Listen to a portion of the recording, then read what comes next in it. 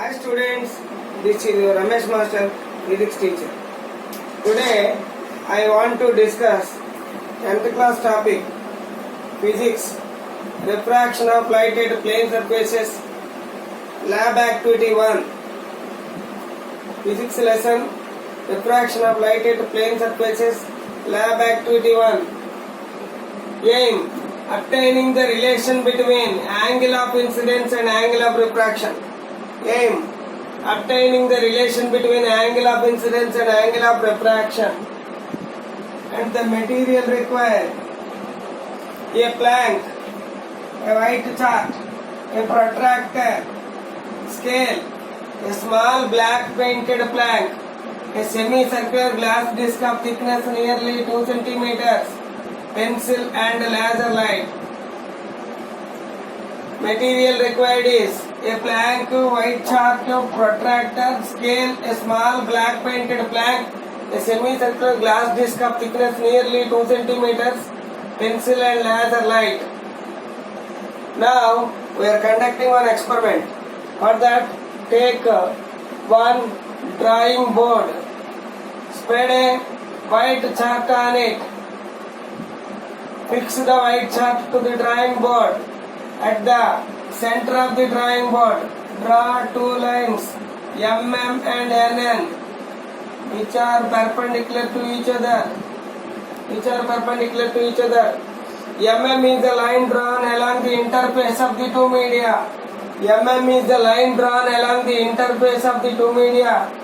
NN is the normal drawn to the line at point O. NN is the normal. Now, along the interface of the two media, at the midpoint O, you keep the center of the protractor here, such that, see that the base line of the protractor should coincide exactly with the line MM. Now mark the readings. How like the protractor readings are there? Same as mark the readings. And turn the protractor. Again mark the readings downwards. A circular reading scale is obtained as shown in the figure. Take a semicircular glass disc of thickness nearly 2 centimeters and fix the semicircular glass disc such that the baseline of the semicircular glass disc should be exactly coinciding with the MM. Now place the semicircular glass disc so that its diameter coincides with the interface line MM. Place the semicircular glass disc so that its diameter coincides with the interface of the line MM, and its center coincides with the point O.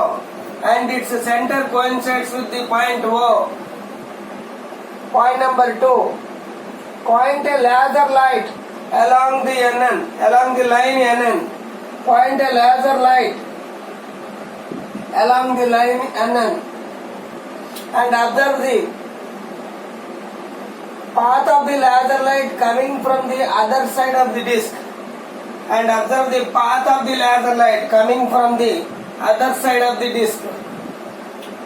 If you want to observe the path of the laser light coming from the other side of the disc, you need to place the small black painted plank opposite to the coming out of the laser light.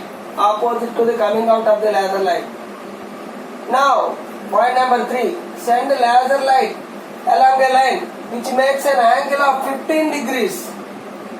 Send laser light along the line which makes an angle of 15 degrees.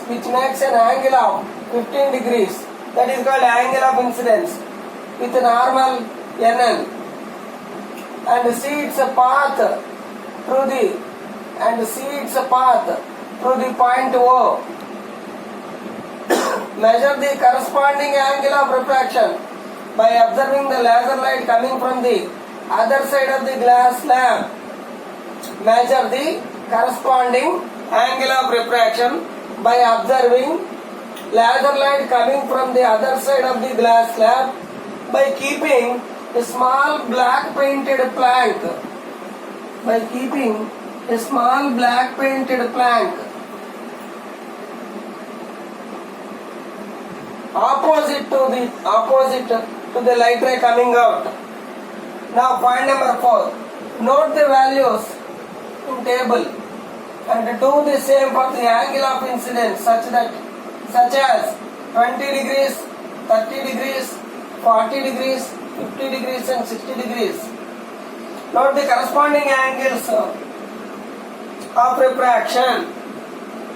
Note the corresponding angles of refraction also by using protractor scale. Evaluate in each case sin A by sin R. Evaluate sin A by sin R in each case. Which is the constant value what we will get in every case. Which is the constant value what we will get in every case.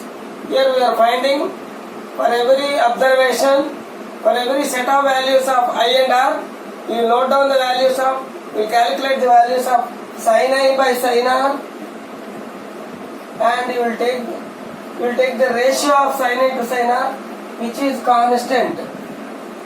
So I 15 degrees, 20 degrees, 30 degrees, so on, 60 degrees. Tabulate the values. Sin A by sin R, you will get constant every time. You will get constant every time. Same value, constant value.